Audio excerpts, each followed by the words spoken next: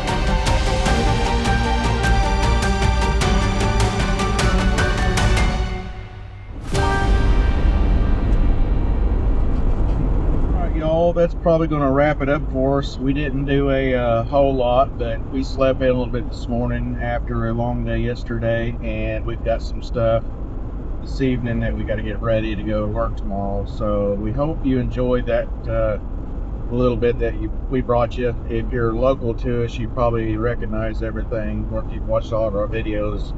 I've done a lot of that stuff in the past, but thank you for watching anyways, and hope you guys had a great weekend if you got to go out and adventure in the snow and take advantage of it. I do know one thing, all of my friends up north, I enjoy this once in a while, but I wouldn't want it all the time, and especially when it gets deep.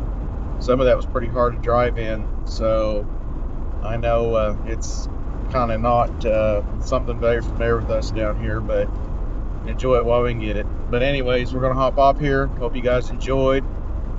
Appreciate you being with us. As always, keep exploring. We'll see you next trip. Bye. See ya.